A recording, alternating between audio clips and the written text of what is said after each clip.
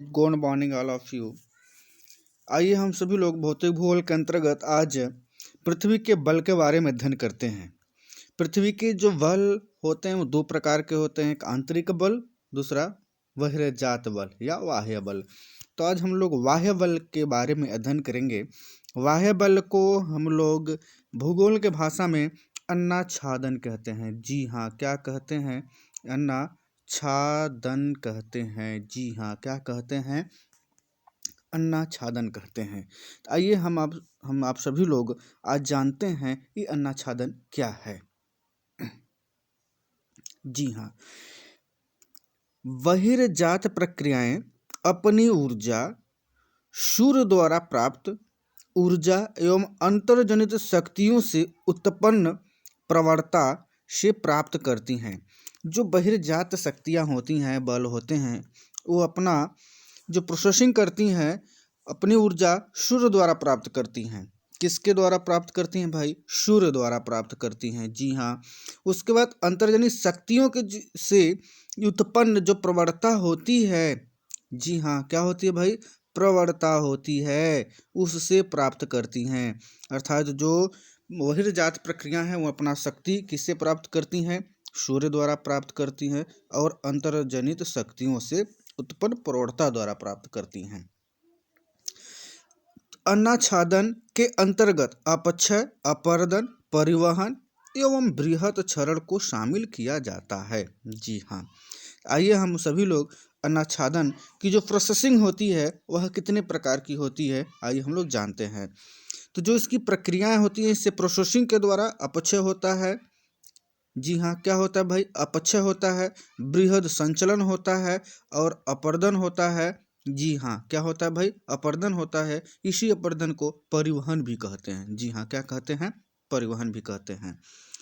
और इसको हम लोग प्रेरक बल या कारक के आधार पर अध्ययन किया जाए तो इस अन्नाच्छादन को 3 भागों में बांटते हैं। जी हाँ, कौन कौन सा? गुरुत्वाकर्षण बल। जी हाँ, इसी गुरुत्वाकर्षण को आणविक दाब कहते हैं और रासायनिक क्रिया भी कहते हैं। इसके बाद गुरुत्वाकर्षण बल, इसके बाद गतिज ऊर्जा भी कहते हैं। जी हाँ, क्या कहते हैं? गतिज ऊर्जा कहते हैं। तो हम लोगों ने जान लिया कि जो अन्नाच्छादन होता है वह 3 प्रकार का होता है। कौन कौन सा होता है भाई? अपक्षय होता है। जी हाँ, अपक्षय होता है। इसके बाद बृहद संचलन होता है। जी हाँ, उसके बाद अपर्दन होता है। जी हाँ, क्या होता है? अपर्दन होता है। जी हाँ, और इसके बाद हम लोग इसमें निक्षेपण का भी अध्ययन कर लेंगे। जी हाँ, आइए हम लोग अपक्षय के बारे में जानते हैं। अपक्षय किसे कहते हैं? अपक्षय किसे कहते हैं? विदरिंग। जी हाँ, चट्टानों के अपने ही स्थान पर कमजोर होने, टूटने, सड़ने या विखंडित होने की क्रिया को ही क्या कहा जाता है भाई? अपक्षय कहा जाता है। क्या कहते हैं भाई हम लोग? अपक्षय। जी हाँ, तो जैसे ही देख लीजिए हम लोग अर्थ की स्पष्ट कर दें तो अप और क्षय से बना हुआ है। क्षय में से क्या होता है भाई? टूटना। अप मतलब ऊपर, जो धरातल के ऊपर का सतह टूट जाए उसे अपक्षय कहते हैं। जी हाँ, ये किसके किसके कारणों से होता है? तो पहला भौतिक कारक या आंतरिक कारक, जिसमें टेम्परेचर, ये किसके द्वारा टूटेगा? ताप के द्वारा टूटेगा। जी हाँ, यह शुष्क एवं उष्ण मरुस्थलीय प्रदेशों में अधिक होता है। टेम्परेचर से कहाँ होता है भाई? मरुस्थलीय क्षेत्रों में या शुष्क क्षेत्रों में, जो सूखे वाले क्षेत्रों में। तापांतर के कारण चट्टानों में फैलने और सिकुड़ने से तनाव उत्पन्न होता है। इससे बड़ी चट्टानें टुकड़ों में निर्धारित हो जाती है, विघटित हो जाती है। सही बात है भाई। ताप क्या करता है? ताप जब तापांतर तापांतर जब ताप में ज़्यादा अंतर हो जाए, सुबह कम हो, दोपहर में तीव्र हो, फिर शाम को कम हो, तो क्या होगा? जब कम होगा तो सिकुड़ेगा, ज़्यादा हो जाएगा तो फैलेगा, फैल करके सिकुड़े या सिकुड़ करके फैले, ऐसी स्थिति में चट्टानें टूट जाती हैं और टूटते टूटते वह क्या स्थिति बन जाती है? टुकड़ों टुकड़ों में बदल जाती हैं। इसलिए कहते हैं चट्टानों का अपक्षय होना। दूसरा भाई अपसल्कन। जी हाँ, क्या है अपसल्कन? चलिए इसको बारे में जानते हैं हम लोग।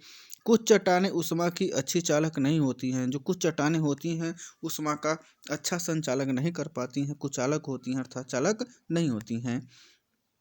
अतः ताप के कारण उनका ऊपरी भाग अत्यधिक गर्म हो जाता है और आंतरिक भाग ठंडा बना रहता है। अतः चट्टानों का ऊपरी भाग प्याज के छिलके की तरह चट्टानों से टूट जाता है। प्याज के छिलके की तरह परत परत में होता है, वह धीरे धीरे एक एक ठो निकलना शुरू होता है और अंत में टूट टूट करके चूर चूर हो जाता है। अगला हम लोग जानते हैं तुषार या छीरड़ के कारण। जी हाँ, चट्टानों में जल प्रवेश कर जाता है। तुषार क्या होता है? यह क्रिया मध्य अक्षांशों या अधिक ऊंचाई पर स्थित चट्टानों में होती है। इसमें सर्वप्रथम चट्टानों के अंदर जल प्रवेश कर जाता है एवं हिमकरण होने पर जल बर्फ में बदल जाता है, जिससे जल का आयतन बर्फ बनने के कारण बढ़ जाता है और चट्टानों को तोड़ देता है। जी हाँ, जो तुषार होता है, मान लीजिए शीत या बर्फ, ये सभी क्या करते हैं? ठोस चट्टानों के अंदर प्रवेश कर जाते हैं, तो इस जल के कण उनको टुकड़े टुकड़े में बदल देते हैं। जी हाँ, अगला दाब होता है। अपरदन के कारण जब ऊपरी चट्टानें हट जाती हैं तो नीचे की चट्टानों को दाब से मुक्ति मिल जाती है। इससे चट्टानों में विसरण होता है और दरारें आ जाती हैं। दाब मुक्ति का मतलब जो हम प्रेशर किसी चीज़ को दबा के रखें तो सेफ्टी रहता है। यदि दाब को हटा दिया जाए तो क्या होता है? दरारें पड़ जाती हैं और टुकड़े टुकड़े होना शुरू हो जाते हैं। इसके बाद हम लोग जानते हैं ये लवण अपक्षय। चट्टानों में नमक तापीय क्रिया जल योजन एवं क्रिस्टलीकरण के कारण फैलता है। सोडियम, पोटेशियम, कैल्शियम आदि लवणों में आपतनिक फैलाव की प्रवृत्ति होती है। अतः सतह के उच्च तापमान के कारण ये लवण आयतन में वृद्धि करते हैं और चट्टानें आपस में क्षय होने लगती हैं। जी हाँ, क्या होने लगती हैं? क्षय होने लगती हैं। क्षय होने लगती हैं तो क्या स्थिति होती है? वह टुकड़े टुकड़ों में बदल जाती है। लवणीय कारण क्या करता है? ठोस पदार्थों को क्षय कर देता है, टुकड़े टुकड़े में बदल देता है। दूसरा कारण है रासायनिक। रासायनिक अपक्षय क्या होता है? यह अधिक क्या होता है भाई? यह अधिकतर उष्ण तथा आर्द्र प्रदेश में होता है। जी हाँ, इसमें ऊष्मा के साथ जल एवं वायु की विद्यमानता आवश्यक होती है। जिसे जल योजन, कार्बोनेशन, ऑक्सीडेशन। जी हाँ, क्या होता है भाई? जल योजन का मतलब यह होता है जल अधिक धारण करने की क्षमता हो जाती है तो वह क्या हो जाता है भाई? टुकड़े होने लगता है, तोड़ने लगता है।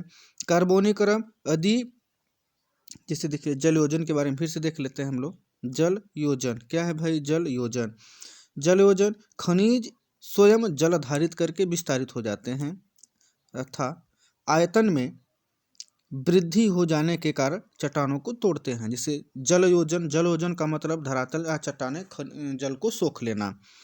कार्बोनीकरण का मतलब है यह कैल्शियम युक्त चट्टानों में देखी जाती है। कहाँ अधिक देखा जाता है भाई? कैल्शियम युक्त चट्टानों में देखी जाती है। कैल्शियम कार्बोनेट एवं मैग्नीशियम कार्बोनेट कार्बनिक एसिड में घुल जाता है। इस क्रिया द्वारा क्रस्ट स्थलाकृतियों का निर्माण होता है। जी हाँ, किसके द्वारा होता है भाई? क्रस्ट स्थलाकृतियाँ।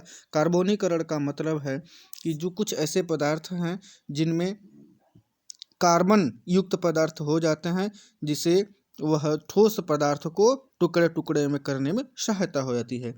ऑक्सीकरण क्या है? इस क्रिया में जल तथा वायु में मिली हुई ऑक्सीजन लौहयुक्त चट्टानों को ऑक्साइडों के रूप में बदल देती है और लौहयुक्त चट्टानें भुरभुरी होकर नष्ट हो जाती हैं।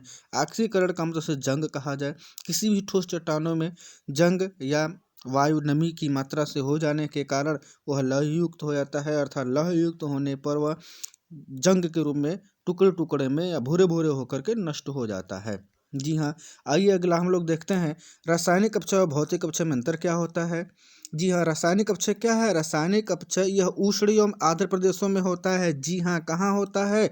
आर्द्र और उष्ण प्रदेशों में होता है, जबकि भौतिक अपक्षय कहाँ होता है? शीत एवं शुष्क प्रदेश में होता है। जी हाँ, ये ध्यान रखिएगा, वेरी वेरी इंपॉर्टेंट ये टॉपिक है। रासायनिक क्रिया द्वारा शैलों का अपक्षय होता है। जी हाँ, रासायनिक अपक्षय किसके कारण होता है? रासायनिक क्रिया द्वारा शैलों का अपक्षय होता है। अब भौतिक अपक्षय में क्या होता है? भौतिक बलों द्वारा चट्टानों का अपक्षय होता है। जी हाँ, अगला बात है, चट्टानों में रासायनिक परिवर्तन आता है। रासायनिक परिवर्तन भौतिक अपक्षय में नहीं आता है। अब रासायनिक अपक्षय का मुख्य कारण क्या है? ऑक्सीकरण, कार्बोनीकरण, जल संयोजन ये तथा निम्न विलयन है। जी हाँ, क्या है? विलयन है, विलयन। और जो भौतिक कारक अपक्षय का मुख्य कारक है वह है ताप है, पाला है, कार्बन युक्त है। जी हाँ, दबाव भी है। अगला हम लोग देखेंगे, चट्टानें केवल तली पर ही प्रभावित होती हैं। रासायनिक अपक्षय में क्या होता है? चट्टानें केवल तल पर ही प्रभावित होती हैं, जबकि भौतिक अपक्षय में चट्टानें एक साथ काफी गहराई तक प्रभावित होती है। यही अंतर होता है। आइए हम लोग अगला देखते हैं, जैविक अपक्षय। जैविक अपक्षय किसके द्वारा होता है भाई? जैविक अपक्षय जीव जंतु वनस्पतियों द्वारा होता है। जी हाँ, आइए हम लोग उसके बारे में अध्ययन करते हैं। वनस्पति तथा जीव जंतु चट्टानों के विघटन तथा वियोजन में सहयोग प्रदान करते हैं। जितने भी जीव जंतु वनस्पति हैं, चट्टान के विघटन, जितना उसका संगठन है उसको तोड़ने में अर्थात विघटन करने में और वियोजन करने में क्या करते हैं? मदद करते हैं। ये कैसे मदद करते हैं?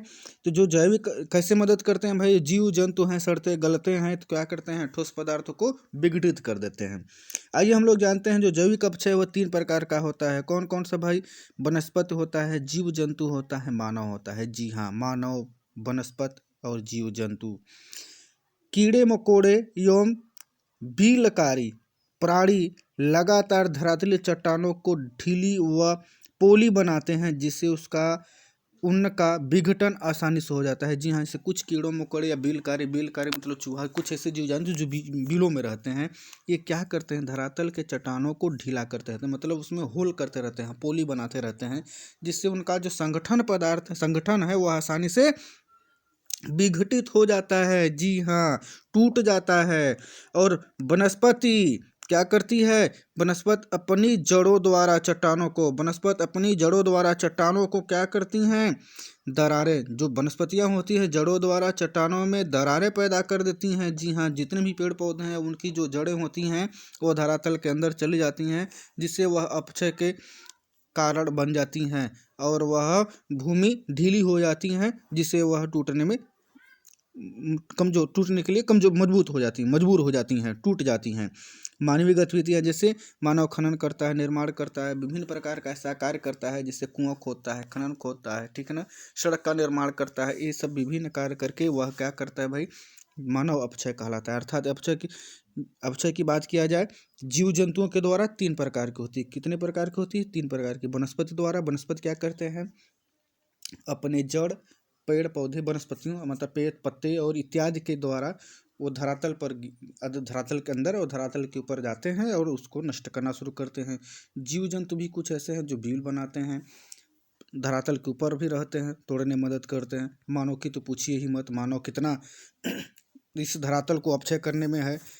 जी हाँ, अब हम लोग आइए जानते हैं अपरदन क्या होता है। अपक्षय तो हम लोगों ने जान लिया कि अपक्षय मीन्स क्या होता है भाई? टूटना होता है। अपक्षय मीन्स क्या होता है? टूटना। संगठित पदार्थ का टूटना ही क्या कहलाता है? अपक्षय कहलाता है। जब टूटा हुआ पदार्थ एक स्थान से दूसरे स्थान पर जल, पवन इत्यादि के द्वारा चला जाए, उसे क्या कहते हैं? अपक्षय कहते हैं। तो आइए हम लोग जानते हैं अपक्षय किसे कहते हैं।